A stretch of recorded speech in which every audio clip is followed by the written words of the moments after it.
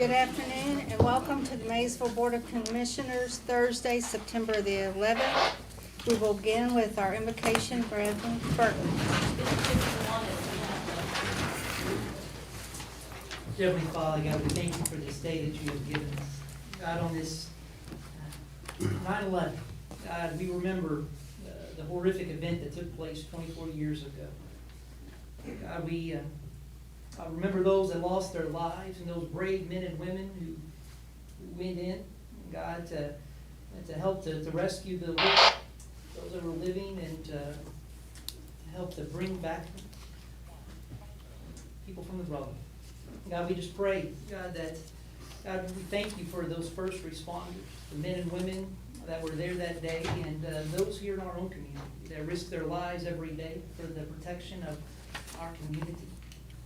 God, we pray, God, for our commissioners and for our administrators. And as we have this meeting this evening, God, may you just guide their decisions. God, help them to choose wisely, pursue justice for all of the great citizens of this community.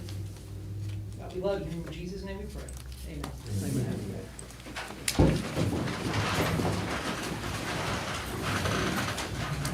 Thank you, Reverend Burton. Roll call, please. Commissioner Boone? Yes, ma'am. Commissioner Brammer? Yes. Commissioner Cartmel? Yes, ma'am. Commissioner McKay? Here. Mayor Cotterill? Yes, ma'am. City Manager Wallingford? Here. City Attorney Cottle? Here. Controller Wood? Here. HR Director Rose? Here. Project Coordinator Horde? Here. Public Works Director King? Here. Police Chief Palmer? Here. Fire Chief Carpenter? Here. Utility Manager Spence? Here. Zoning Administrator Larger? Here. Building Inspector Fawcett? Here. Codes Officer Brooks? Here. Tourism Director Bailey? Here. Main Street Director Reese? Here. Thank you, Lisa. Minutes of August 14th, 18th, and September 4th, and the department reports. Mayor, I move that we accept as presented. Second. Roll call, please. Commissioner Boone? Yes, ma'am. Commissioner Brammer? Yes. Commissioner Cartmel? Yes, ma'am. Commissioner McKay? Yes. Mayor Cotterill? Yes, ma'am. Public announcements? Is this, No, Brian, the public announcements. Public comment will be next. I think- Unless do you have an announcement? Okay, come up to the mic there, Brian. My friends and I in the recovery community are planning an event, Clean Fest 17. We've had 17 in a row, annual events. The Unity Group of Narcotics Anonymous presents Clean Fest 17, the principles of the program, potluck, speaker jam, October 3rd and 4th. It'll be a Friday and Saturday. And we're wanting to use the Rotary Park. A couple of years ago, we used it with no problems. I know we can't exactly reserve it, but if anybody shows up, we'll talk to them, and maybe they listen to us, sit around the tables and talk. But anyway, I'll leave this up here if anybody wants to see it. This is a recovery event on the 3rd and 4th of October. Can we have that copy, Brian? Okay. Thank you. Appreciate it. We'll get that posted on our Facebook page. Yes, thank you. You're welcome. Caroline, you got Okay, go ahead. just a couple things to let you all know what goes on in and around Maysville. This weekend, or starting this evening actually, at the Opera Theater, Derek Wang, the International Franz Liszt Piano Competition winner, will be in concert. The guy makes 2 stops in the United States, one at Carnegie Hall and one downtown Maysville on 2nd Street. It's a fact, whether you like music or not. We're grateful to have him.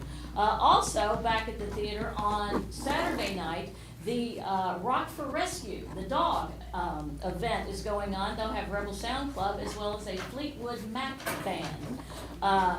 The Maysville Children's Theater is doing their big production of Frozen Junior. So go on over to MCTC and see that. And then there's the large Awaken event that will be at Lewis and Clark Pavilion all weekend long.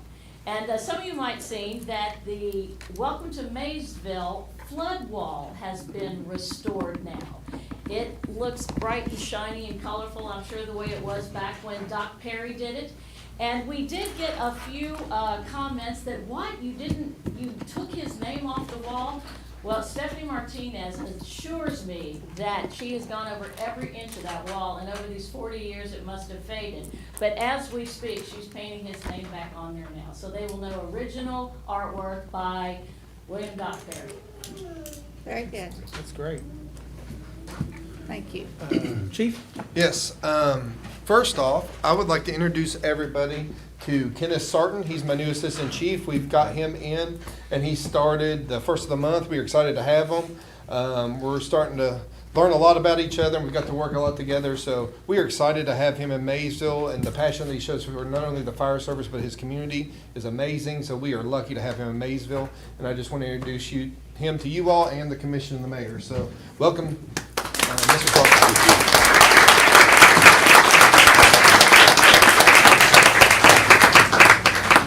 Thank y'all for having me. Not going to take up too much time. Happy to be here. Just getting used to the people, getting used to Maysville Fire Department specifically, and looking forward to spending a long time here and seeing how we can go ahead and serve the public. Fantastic. Thank Thanks, Welcome Kenneth. to the team. Thanks, Thank Kenneth. you. Thank you. Yeah, go ahead, brother. Afternoon, Commissioners, evening. You should have in front of you a map of the charter and Come up to spectrum. the speaker. Yeah, if you don't just a see. little closer, Tyler. Of the charter spectrum progress map, that is the construction map. The total project currently is 66.2% complete. All project walkout and design is finished. There are 98% of the permitting submissions submitted, with only 2% missing.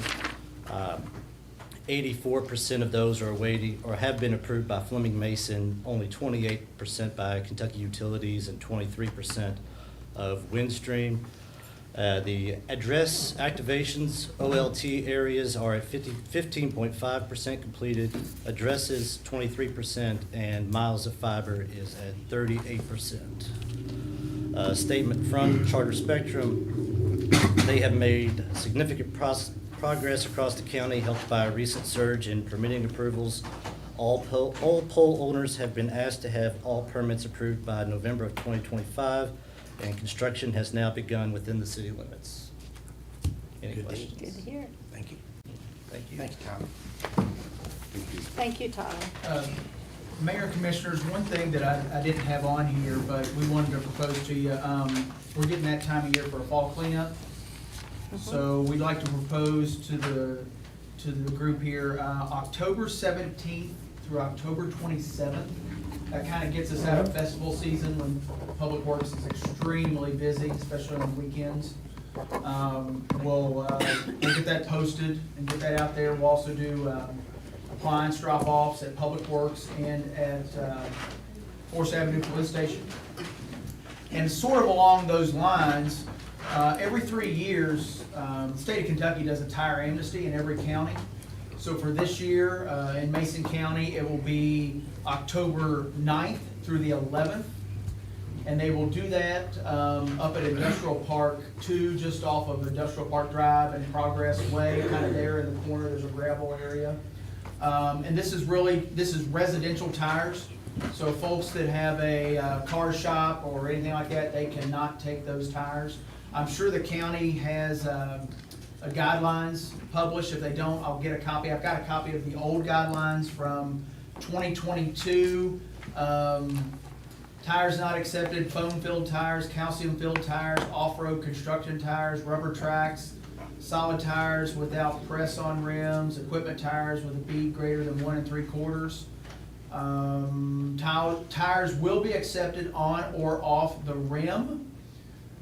Tire retailers, scrap, salvage yards, and recycle business are expressly prohibited from participating. So that's a Thursday, Friday, and Saturday in October. And then lastly, what I have for you, yesterday, Chief Palmer and I went over to Flemingsburg and met with Chief District Engineer Steve Gunnell and 2 of his staff engineers, Blake Jones and Joe Callahan, in regards to the Simon Kenton Bridge. Our goal was to go over and brainstorm if there was anything we could do more to try to get trucks that are over 15 tons off of the bridge. I'll let Chief Palmer speak here in a second, but I know he'll tell you that A lot of the trucks that go over are not 15 tons, even though they're semis. So they are under the weight limit. The construction project that KYTC is doing on the bridge is being done at a 15-ton weight limit. So the federal monies that they're spending on this is 15 tons, because we talked about, would it be possible to lower the tonnage, and they said it would not. All of Kentucky statutes deal with weight versus what type of traffic it is, whether commercial or residential, or how many axles a vehicle may have. So basically, we came to the conclusion that there are two options for us that we can do better. One is signage. KRS 189-990, is that right, Chief? It's the penalty phase. Yeah. For traffic violation. That deals with the statute that Representative Lawrence had passed in the 23 session that deals with historic bridges that are at least 75 years old. What they did is they increased the fines for folks who cross that are over 15 tons. So what the state is gonna do, they're gonna put signs, they have some signs already up along the AA and our major intersections. In order for those fines to be enforced, trucks that are over 15 tons have to have the ability to turn around or to take another route. So we did talk to them about that. They're also exploring, I know you've probably seen it on the interstate, particularly the 75-64 splits. When you're driving, you're getting close to the split, and you look down the road and you see 75 on the road. Or if you're in the other lane, you might see 64. They're looking at the possibility of putting markers on the roads that say, 15-ton limit, you cannot, go this way, please turn. If you're coming from Flemingburg, please turn left on the AA highway. So they are working with us on that. Chief, I'll let you talk about the other option, the scales and that sort of thing. Again, this is nothing new. We've been fighting this battle for 4 years. I'm not one to react to somebody's Facebook post. I know I received text messages as soon as a post went up. I know Matt got calls. I sat on that bridge for a week, 2 or 3 hours a day, every day. I had my guys. I stopped one truck coming off that bridge, a day cab tractor, an aluminum flatbed trailer. That's under 15 tons. Again, I don't have Facebook, but when my guys come and show me, look who's posted this, come have a conversation with me about it. Let's talk about it. I have spoken to KVE, and I would be safe to say that I would not be standing in front of you talking to you right now if we had a KVE officer in this area. The closest one is Winchester. 3 or 4 years ago, myself, Matt, I think David was there and the mayor was there, talked to legislators. I asked KSP, train me. I will give you 3 officers, train us, give us the equipment. They wouldn't do it then. I am talking and in conversation with the KVE captain now, trying to get donated scales. If I get donated scales, train me, and we'll do something. But manpower-wise, I can't sit a guy at the end of that bridge for 8 hours. Our job is community safety, 100%. But I encourage my guys, if they need to do paperwork, to sit at the end of the bridge and do paperwork. If there's a truck coming off of it, as long as you have reasonable suspicion or probable cause, stop that truck. But we have guidelines we have to go by. I can't just stop it for fun, And I think one of the other posts was something about too wide. I haven't seen anything on regulations on being too wide. Trucks, bottom line is, US 62, East 3rd Street right here to the edge of the bridge is a class 3A, gross weight, 80,000 pounds up to the edge of that bridge, both sides of the bridge. I think the signage and bigger signage is gonna help out, because if you look at the signs now, here on this side of the bridge, even over on Aberdeen's side, at least Aberdeen has blinking lights on their signs. We don't have any over here. Bigger signs, a little bit more, better verbiage on it, and to continue to do what we're doing and monitor it, but don't. And if I'm not mistaken, those signs have to list the fines, I believe. Under the penalties of 189-990, yes. I think subsection 4, it's got a list of this stuff. But, we are doing our due diligence. Aren't you working with KSP and Ohio, or They KSP working with Ohio? are coming in here. I'm not gonna say when they're coming in here, but they are coming in here. And here's the thing, again, the truck traffic is there. I'm not gonna lie to you, it is. It's went down since they reopened the bridge, and for the trucks that I've seen coming across there, you know, they haven't. You know, you get a tractor with a sleeper on it and a box trailer, you're probably gonna be pushing 15 tons, and that's gonna be a good thing. But as it stands right now, without scales, all I can cite them for is disregard of traffic control device. Because I have the burden of proof is on me to prove that they are overweight.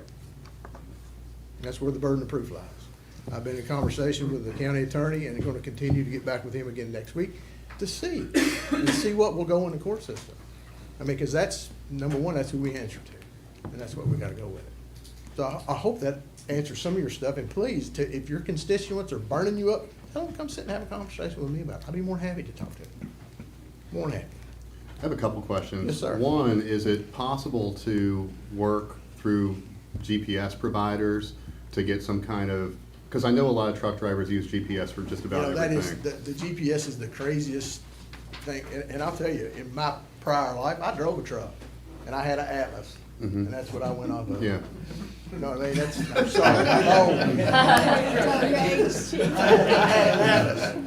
old. But I've pulled trucks off of Bank Street Hill, I've pulled them off Yeah, Fifth because Street, JPS will Fourth take Street. them there. They'll take it to the Yeah. source thing. And that's something, you know, I don't know who, if it happened to be specific manufacturer. I don't Maybe know the if that's something transportation cabinet can assist that with we could go that. through legislation on that, Robert. to help with that, because Yeah. that is that's what, they're punching it in and they're going where they told That's you. right, that's right. That's how they 100%. hit the bridge down here too. So the second thing is regarding the scales, is it likely that scales might be? I'll talk to him again next week. He was gonna try. Mhm. He was gonna try. Other than that, you're looking at anywhere from $4,000 to $8,000 a set of scales. Sure, yeah. And then, you know, the training. Yeah. And that's the thing is like, I know Lexington PD has some, Northern Kentucky agencies, and maybe Louisville that has had the federal training. And with that federal training, you have to inspect so many vehicles per year. I'm fine with that. I will dedicate an officer to that. Give me the training. You know, give me the scales, and then it's gonna be, you know, what are we gonna do? But in the meantime, I'm going to kind of talk with the truck stop out on the hill to see if they'll let us use their scales if we get something to pull out there and check. Yeah. So, I mean, we're definitely diligently working on options, and I hope that answers Yeah, your question. thank you. I hope you get the scale. Be nice, wouldn't it? I hope we get the training. Yeah, yeah, all of them. Yes, sir. Matt, also there is a paint thinner and motor oil amnesty also Okay. going on, and you can't have over a gallon of paint. You know who's sponsoring that? I got a flyer on it. I think the state isn't. Sir, household hazardous waste. The So county. you got something going, Yes, sir, I'll Judge? take it. Okay, Yes, sir. okay. Appreciate it. Any other public announcements? Do you know the date on that, Judge? David, I wanna say the 27th of this month, but I don't trust my memory. Okay, all right. Hey, Judge, if you have anything, will you push it my way? Yes, sir. Okay. Because there's a form that you need to fill out. Yes. Okay. Public comment? Yes, Brian?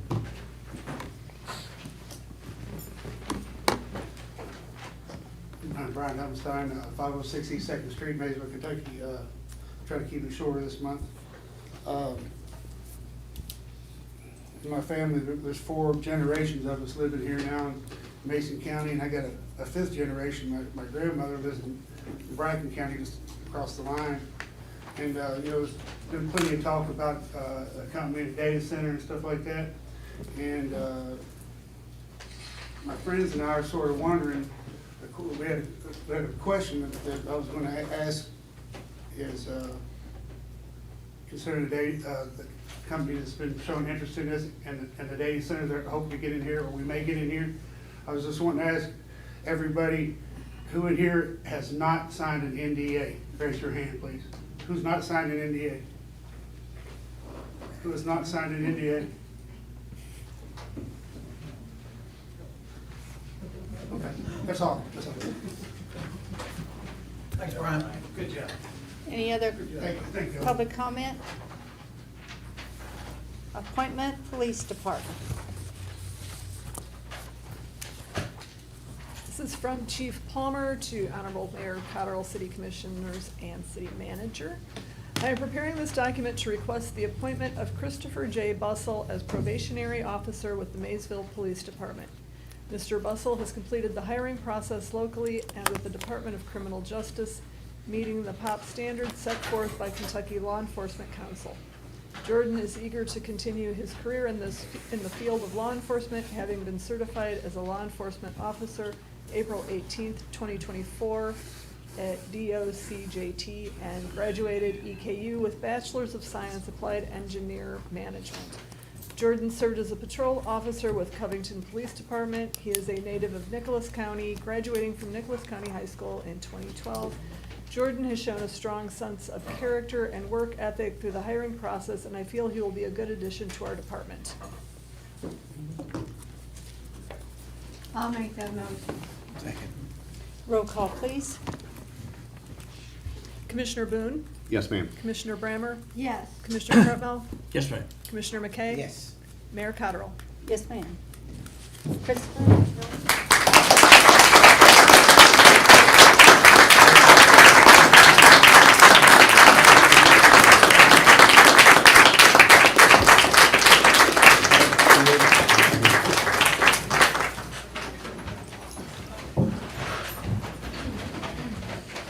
Do you, Christopher Jordan Bussell, solemnly swear that you will support the Constitution of the United States and the Constitution of this Commonwealth, and be faithful and true to the Commonwealth of Kentucky so long as you continue a citizen thereof, and that you will faithfully execute to the best of your ability the duties as a police officer for the city of Maysville according to law, and do you further solemnly swear that since the adoption of the present Constitution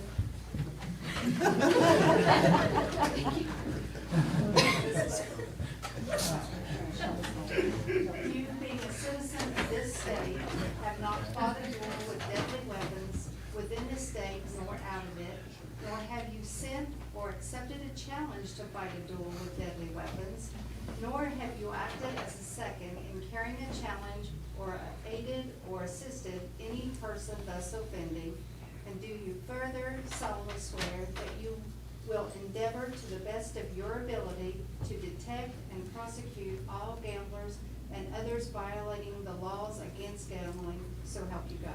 I do. Welcome to our team.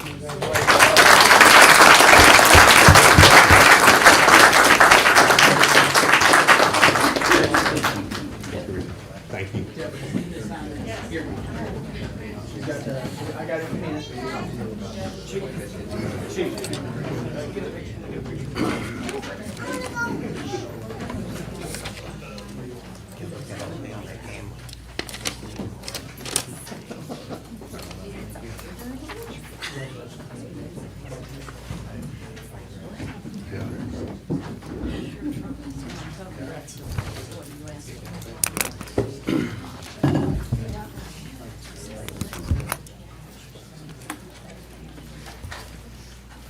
Discussion, vicious dog ordinance.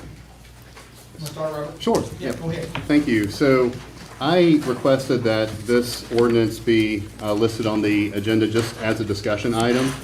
I know that it's going to take a lot of thought, a lot of stakeholder comments, but August 31st, I was helping my friend on 3rd Street move into his new home, and the kids were outside in the yard playing, and they came to get us saying that there was a dog attack down the street on 3rd Street. So my friend and I walked quickly, but by the time we got there, the attack had already happened. We talked to some neighbors. Later, I found out just a couple days later, during one of my porch sessions, the owner of the dog that was attacked informed me that the dog, in fact, died of this attack. And she was just walking her dog, following the local ordinance on a leash. The dog was pausing for a minute.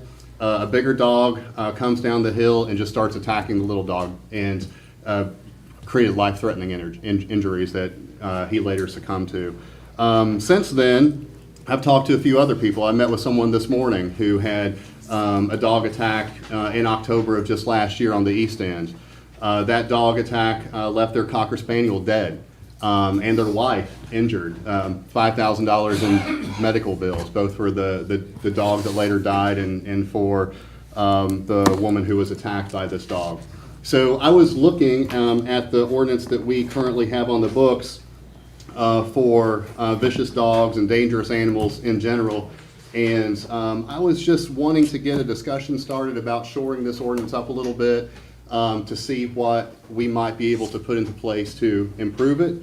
A few of the challenges I have with it are when you look at the definition of a vicious dog per the ordinance, it's any dog which has caused death or serious injury to a person engaged in a lawful activity or which has attacked or bitten without provocation a person engaged in a lawful activity or which has killed or seriously injured another animal after the police department has issued based on vicious or predatory nature of the dog, so on and so forth. So it defines what a vicious dog is. And then secondly, it requires that a vicious dog or animal be registered. And there's a whole process for registration within 72 hours of the animal being located in city limits. And then it goes on to discuss what a confinement of a vicious dog looks like. Indoors, securely and totally enclosed pen, outside. We can all read this. It discusses confinement in some level of detail. But my issue with this is, and something I'd like to streamline, is I know there has to be a trigger, and the vicious dog triggers some activity to be labeled a vicious dog. And that's the part I'm kind of most interested in, because it seems like the way this is written now, there's a vicious dog, it becomes known as a vicious dog because the city declares it a vicious dog, and then the confines that we then put on the vicious dog in accordance with this ordinance are really not above and beyond what good pet owners would do anyway. So my issue is we know there's a vicious dog, there's confinements that are not as stringent as they should be, and then this vicious dog gets loose, again, kills another dog or maybe a child, and then the city already knows that, hey, we have a vicious dog in the city limits, we have these confines that are sort of maybe even haphazard, and this dog, kills someone, worst case. So I want to look through this and see what, from a prosecuting standpoint, we can do to strengthen this, and from a streamlining standpoint to save our police officers time that we may be able to do in effectively demonstrating that a dog is vicious and then acting quickly to remove the danger. So I wanted to get the conversation started. I know it's probably going to take a few months to really land on an ordinance that's really workable. And I understand that we're also probably going to have to build capacity, because right now we don't necessarily have the capacity to regulate at the level we need to when we have dogs on the loose that are killing other dogs or attacking people. So I think that this is a really good discussion that we can have over the next few months and arrive at something that's going to be really good for our city. Absolutely. I think something to think about, Robert, and it's, I believe it's in there, that either you have to meet those conditions, or you take the animal outside of the city limits. That might be one where at a minimum, you take out the conditions and say, no, where'd the judge go? I'm looking at it right now. No disrespect to you, but they go outside the city limits. It's not as dense, obviously, But that's just something to think about. Well, and I've read that way, that may hopefully would prevent that from happening again in the city. Well, that's right. Well, in regards to the county too, because I'm concerned about the county as well. Sure. I was talking to somebody who was cycling just a couple weeks ago, and they got almost attacked. Well, they did. It depends on your definition of attack, but the dog was chasing them and going to attack them. Commissioner, on behalf of the county, I will say Miss Mandy and Miss Rick Buttery are just about the most outstanding animal control team in the state. Not only receiving recognition, but best practices across the state. In the initial case that you were talking about, no one ever sent a complaint, either, it's my understanding, to our sheriff's office, I don't believe the police office, or our animal control team. Now, we did have the attorney who was calling saying she witnessed it. However, people still have rights too, and so. The police were called in that case. Yeah. Well, our team and Rick tried to explain to her, we need to find who the owner was with the aggrieved party, to reach out to us, but I know Rick has stopped by that location twice every day and since the incident, and continues, to look in the area for on the loose animals. You know what I mean? Yep. He does a spectacular job. Well, maybe it would help the great team that we have in place to have an ordinance that would strengthen their ability to enforce at some level. Yeah, absolutely, especially with dedicated guardrails such as one animal attack, you know, and define procedures on what to do with that animal, either euthanasia or an alternative. Robert, I'd be glad to sit down with the judge and Absolutely. chief and Sheriff Swalski and see if. And I would like to do that same, if we could form sort of an Yeah. ad hoc Sure, committee we can sit down and around talk this about it. issue. And I know there are others that have a lot to contribute too, and there are, you know, Rebecca's probably got some information. I know she's dealt with that stuff before. Sorry, I didn't mean to throw you No, under it's the okay. bus. Right now, I'm just listening. Okay. I'm all for looking at this, and I think we don't really necessarily need to recreate the wheel. There probably are other cities who have things that are working, although these are very difficult conversations, because as I say, bad things happen to good people, and when I mean that, obviously the person who was attacked, that's a bad thing, but people who are good pet owners, sometimes things happen, their dogs get out. Yeah, sure. I mean, Mhm. by accident. So it's a difficult conversation, but I'm listening and. Yeah, and we'll keep the conversation Give any going. Input that, or Sure. help look at other ordinances or.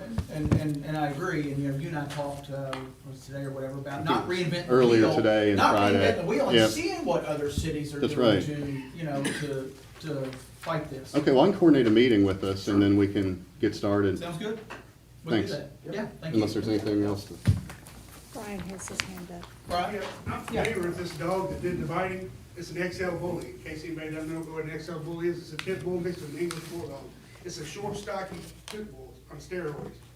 And I like pit bulls, and I like XL bullies, but I don't like them biting me, or biting kids, or biting other animals. Yeah. They can do damage quick. I seen this dog down at the new dog park, the Cottonville Dog Park. Seen it down there. It sort of lingers around. People let these animals out to go use the bathroom because they don't want to walk them or whatever. They let them out, they shut the door behind them, and they run around, and we have trouble. This dog has been seen by me and others around the dog park because it's looking for dogs to fool with, probably mate with and bite and whatever else. But I've called dispatch before. They see there's such a disconnect going on with, we've been instructed not to pick up dogs, I don't have the manpower to get there, or this or that, but this dog literally killed a Chihuahua dog. But if it been a human or killed a human, would we found that dog by now? Surely would have found that dog by now. Brian, if you've seen it, you have Chris Collins' phone number personal, call his number instead of calling dispatch. I haven't seen it in a year. You just said you've seen it. It's not lately. Well, then, been a while we're ago. not talking about the same incident, okay? No, I'm talking about seeing that very dog down there. Since it wasn't an accident, this dog's been out before, and now people have told me, well, that's just so-and-so Johnson's dog, and they named the dog Cosmo or whatever his name is. But I've heard Johnson is the last name of the girl. I've heard that much. Everybody's they're tight-lipped because they don't want to see, they think that they're going to kill the dog or somebody's going to get in trouble and all that. But this dog literally killed another, and it just doesn't look, it's not a good look for the city or for us or anything. I think if we can find the animal before it does damage to a human, we need to know. And I, just as Chief Palmer said, people can reach out to the police department directly if they have Major Conley's number, Chief's number, or myself. We'll get in touch with them or the judge. She's got this thing probably held tight to her. Okay. I guess. But if you see something. You know who it is, Brian, tell us who it is. I don't, Johnson's all, I've heard Johnson, but when I saw it, so for instance, I put something on Facebook about it to say, well, does anybody know who this, because it's a real animal, and a real specimen. And people on Facebook were like, it's so-and-so, this has been a long time ago, it's a few Facebooks ago for me, I don't have that account anymore. Yeah, they said its name, I can't remember if it's Cosmo or Pluto or whatever it was, but people know because it's been out and running around. But there are people around here, right now, there's two pit bulls on Clark Street running. and they were called, the animal shelter was called earlier, and they said they can't come get it, whatever that means, I don't know why or anything like that, but they was called, there's two pigeons, a black one and a white one down there right now, on Hill Avenue. Thank you, Brian. Thanks, Brian. Good job, Brian. And so, Thank you, buddy. Robert, Yeah, you I'll be in follow contact up. with Robert, yes. and Okay. All right. We'll get something going. Thank you. Discussion, salary benefits for elected officials. I've been approached by a couple of you, and actually a couple times, and Commissioner Cardinal asked me to put this on the agenda. I'll start with how salaries work for elected officials, and I'll let Rhonda chime in on the insurance part. So because you're in the middle of a term, you cannot change compensation for elected officials. It has to be what it is, and that's per the Constitution, Kentucky Constitution and state statutes. What you can do is, prior to the first Monday in May of an election year, which would be May whatever of 26, prior to that, you can establish an ordinance that, if it was your wish, that decreased or increased, whatever, decrease the salaries for mayor and commissioners. You all can establish that by an ordinance. Just to give you an example, or give you a little bit more information, the original limit set forth by the state was $7,200 for mayors and commissioners or council members other than the mayor of a first-class city, and it was $12,000 for the mayor of a first-class city. This was in 1949. But what has happened is you've had a calculation done by the Department for Local Government that incorporates the Consumer Price Index. And so as calculated by the Department for Local Government, the $12,000 limit equals $154,433 in 2024 dollars, and the $7,200 limit equals $92,660 in 2024 numbers. So basically, it's whatever the five of you would like to do. If you all want to make a change, you can do so. You just can't do it. It would not be in effect until January 1st of 27. Okay, and is that the same with insurance? I will let her handle that one. Oh. Wait, real quick, does that make sense to everybody? You can't change compensation for elected officials in the middle of a term. Okay. But if you plan to change it for the next term, it has to be done by the first Monday in May of an election year. Make sense? Yeah, I had a fly. Oh, okay. And I hope that the public realizes that the numbers that you just quoted Oh, and not do even not close apply to, here in no, they have Maysville. not. In fact, the numbers are probably closer to the original numbers from 1949. Okay. Rhonda, I'll let you address the insurance. As for health insurance, the Affordable Care Act, any employer that has 50 or more employees has to offer full-time employees credible health insurance coverage. So if you are classified as a full-time employee, that means you work an average of at least 30 hours of service per week or 130 hours per month.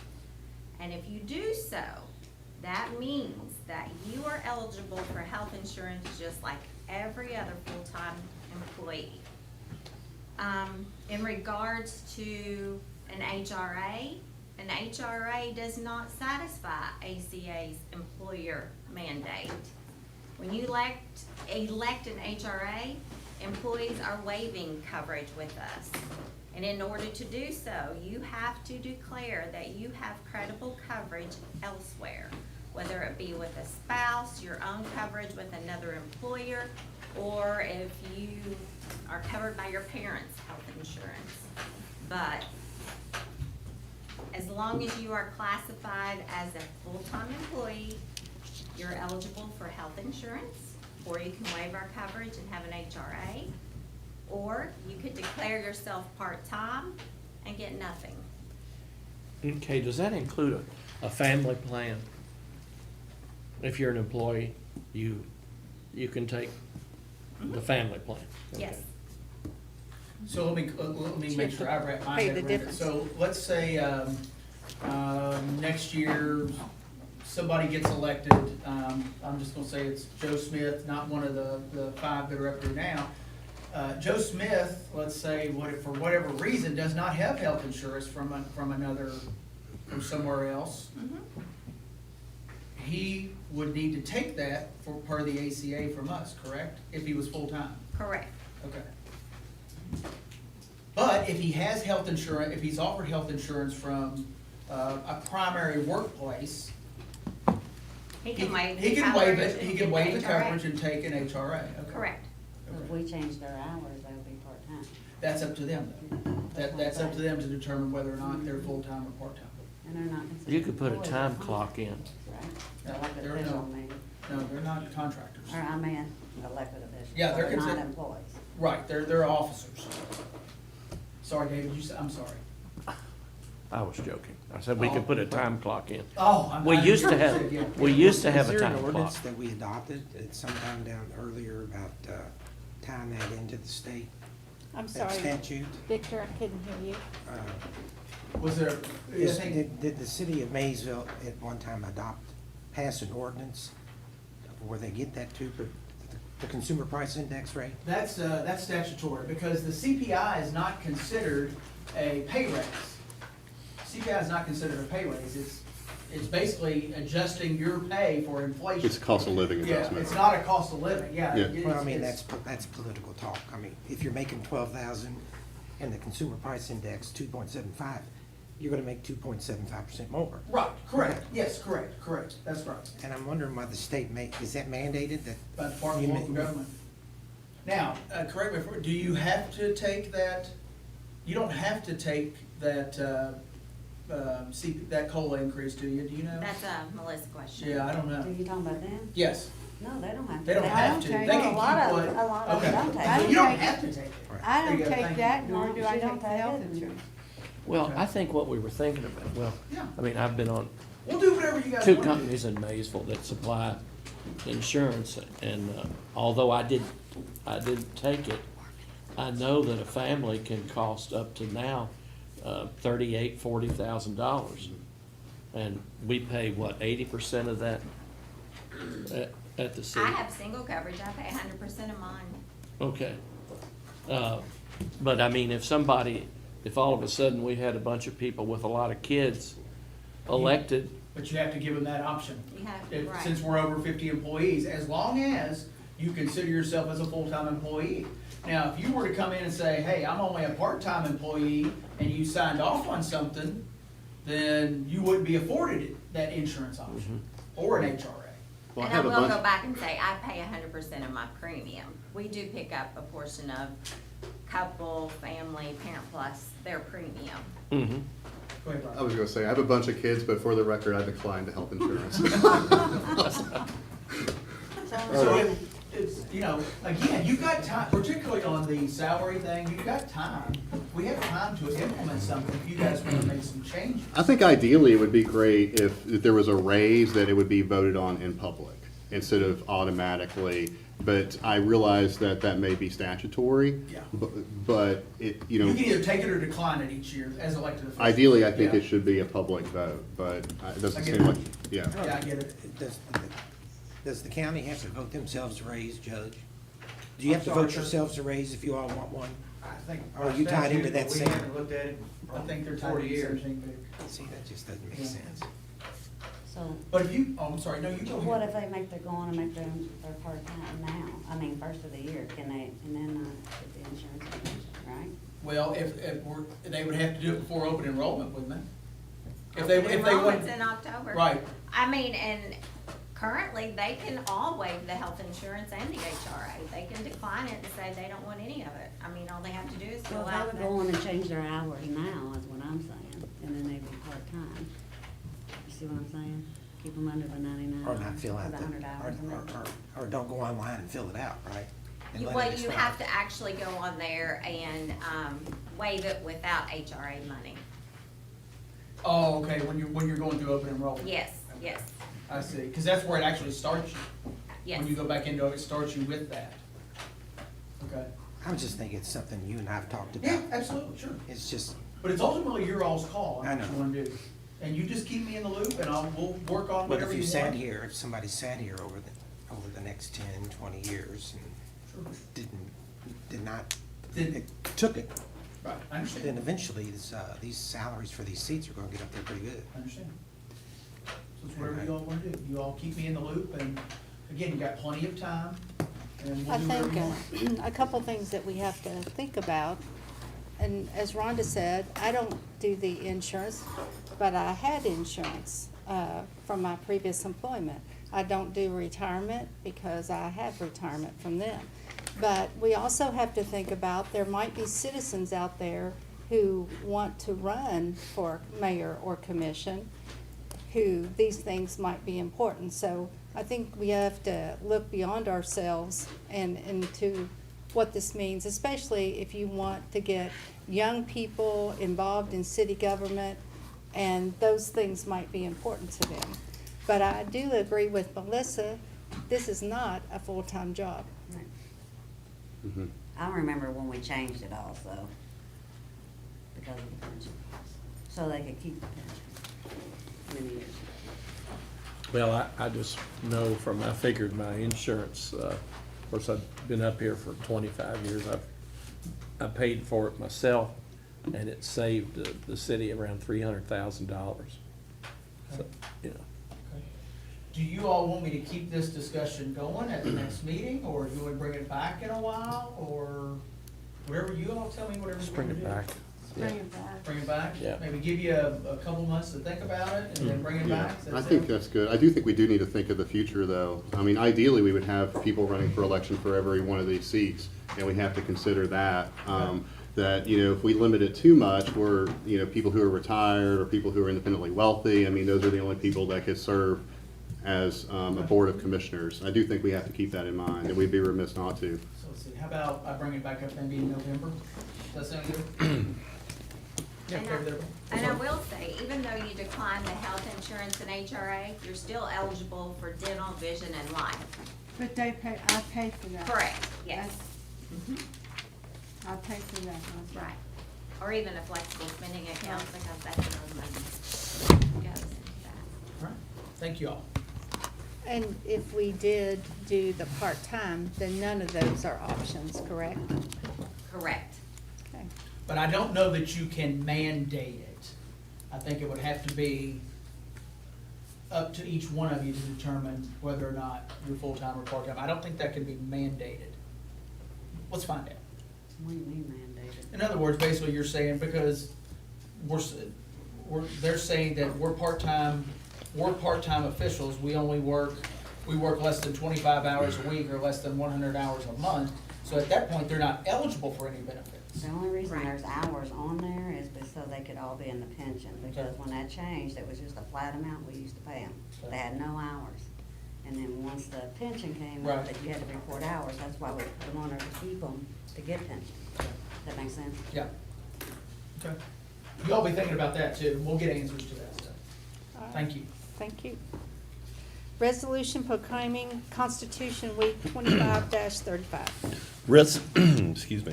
Resolution authorizing mayor to proclaim Constitution Week for September 17th through the 23rd of 2025.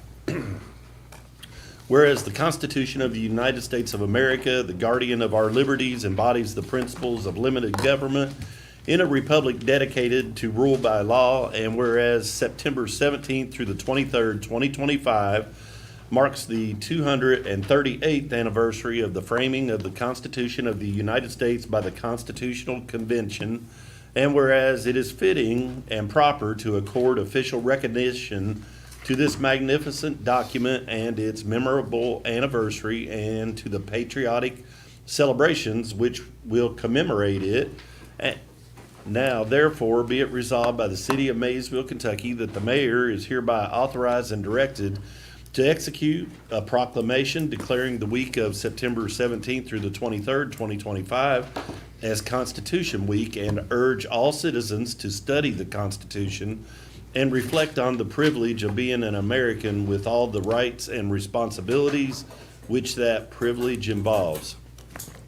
Thank you, Kelly. Yes, ma'am. So moved. Second. Roll call, please.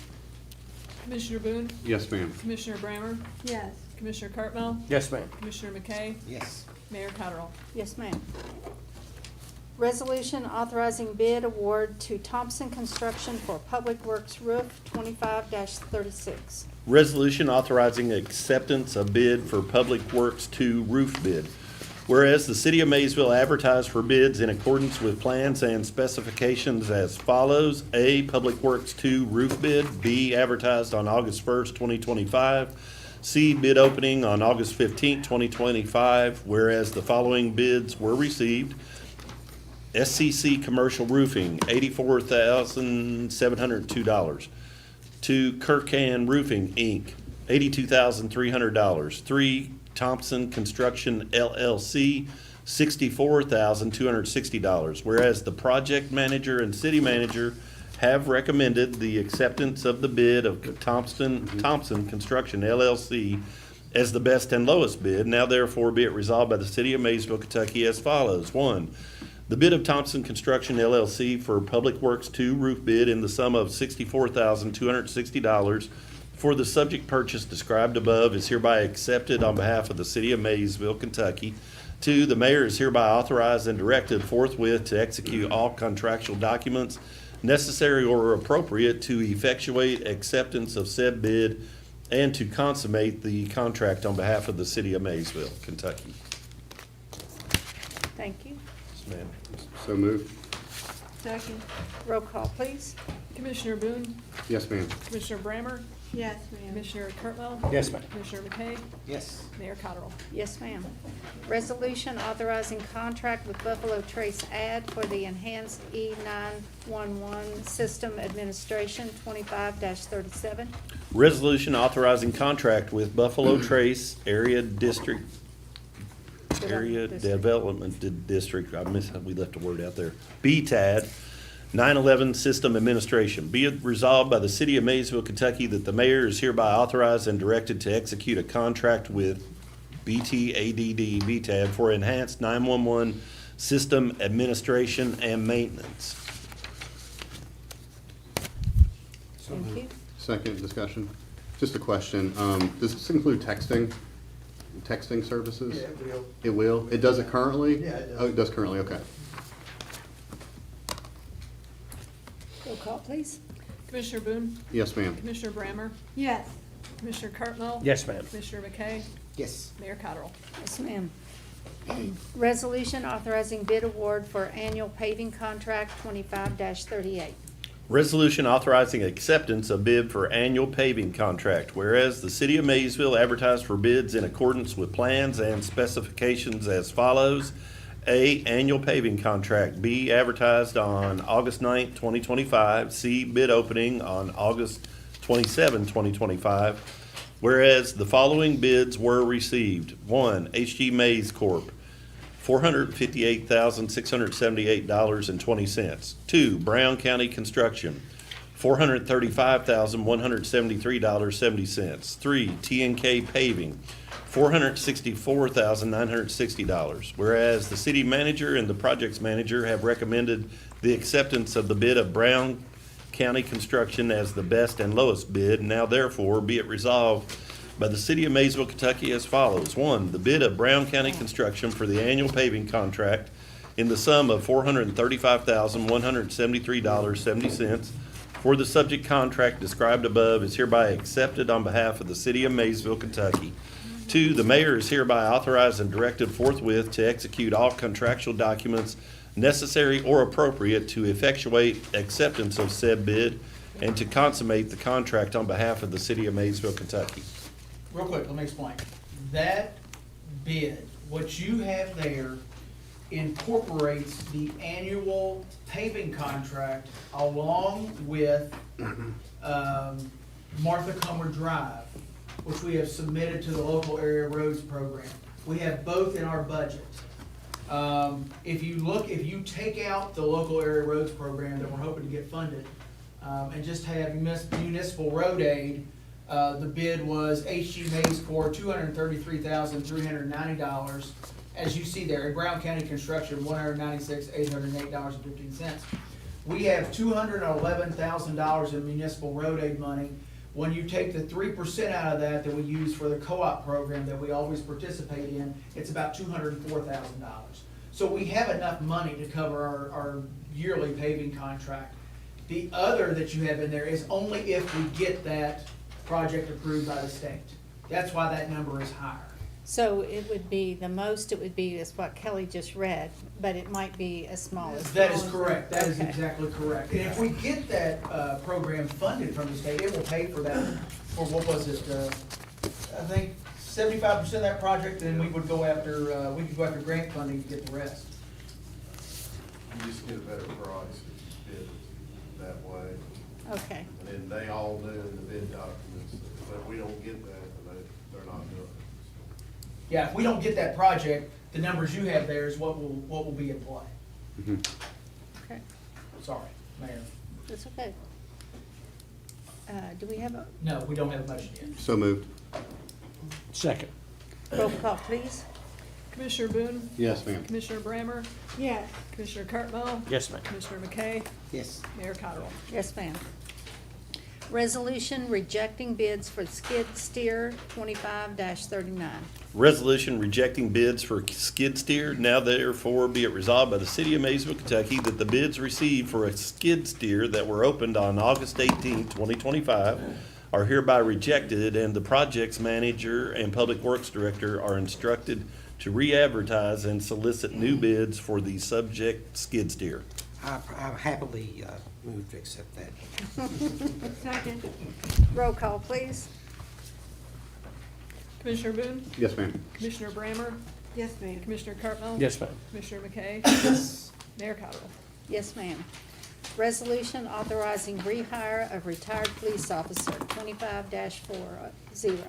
Resolution authorizing rehiring of retired police officer. Be it resolved by the city of Maysville, Kentucky, that the mayor is hereby authorized and directed to execute the contract for rehire with retired officer Jeffrey Horde for full-time for a period of 1 year effective on September 1, 2025 through August 31st, 2026.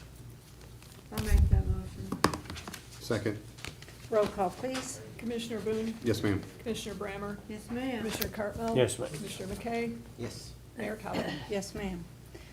Resolution authorizing contracts with Kentucky Engineering Group 25-41. Resolution authorizing contract with Kentucky Engineering Group for high-service main improvements, US 68 sewer line replacement, and Fleming Road pump station improvements. Be it resolved by the city of Maysville, Kentucky, that the mayor is hereby authorized and directed to execute a contract with Kentucky Engineering Group for design, bidding, and contract administration for the high-service main improvements, US 68 sewer line replacement, and Fleming Road pump station improvements. So moved. Second. Roll call, please?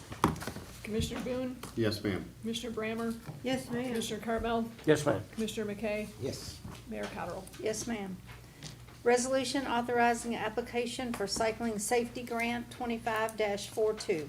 Resolution authorizing grant application under Rural Assistance Program for cycling safety and connectivity between Greenup, Kentucky and Silver Grove, Kentucky, with Maysville, Kentucky as the center hub. Be it resolved by the city of Maysville, Kentucky, that the mayor is hereby authorized and directed to execute a grant application and any and all other documents necessary to receive the grant from Rural Assistance Program for cycling safety and connectivity project from Greenup, Kentucky to Silver Grove, Kentucky, with the city of Maysville, Kentucky as the center hub of the project. I'll make that motion. Second. Roll call, please? Commissioner Boone? Yes, ma'am, as long as we can watch the dogs on the cycling route. Commissioner Brammer? Yes, ma'am. Commissioner Cartwell? Yes, ma'am. Commissioner McKay? Yes. Mayor Cottrell? Yes, ma'am.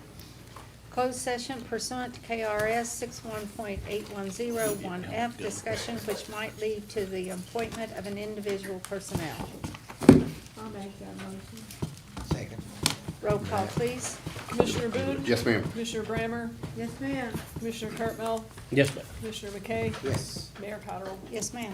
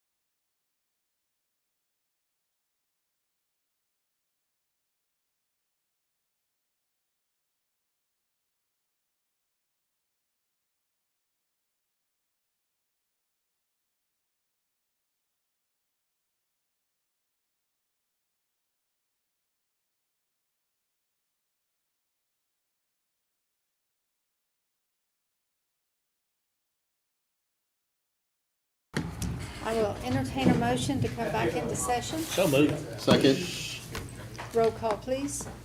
Commissioner Boone? Yes, ma'am. Commissioner Brammer? Yes, ma'am. Commissioner Cartmel? Yes, Commissioner ma'am. McKay? Yes. Mayor Cottrell? Yes, ma'am. Appointments? Lisa? Do you want to do these as one vote or separate? We can do them as one. If- One works for me. All Mhm. right. Yeah. Okay, this is from Public Works Director King. I would like to recommend Weston Messer as a full-time laborer at the cemetery. Weston has worked as seasonal help for the last 2.5 seasons. He has proven his value over that time. He is always punctual, does what he is tasked with, and is very trustworthy. Weston will be a great addition to the cemetery and Public Works Department. And this is from Utility Director Spence. The Utility Department currently has a vacancy for water plant operator.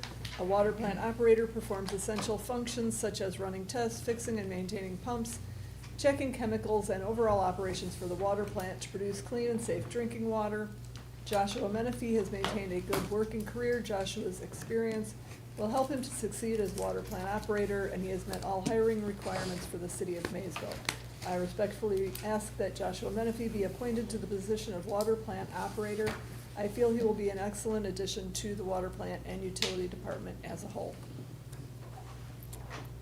So moved. Second. Roll call, please. Commissioner Boone? Yes, ma'am. Commissioner Brammer? Yes. Commissioner Cartmel? Yes, ma'am. Commissioner McKay? Yes. Mayor Cottrell? Yes, ma'am. Is there any other business to come before this commission? Mayor and Commissioners, I do not have anything else for you. Motion to adjourn. Second? Roll call, please. Commissioner Boone? Yes, ma'am. Commissioner Brammer? Yes. Commissioner Cartmel? Yes. Commissioner McKay? Yes. Mayor Cottrell? Yes, ma'am. Yes, ma'am.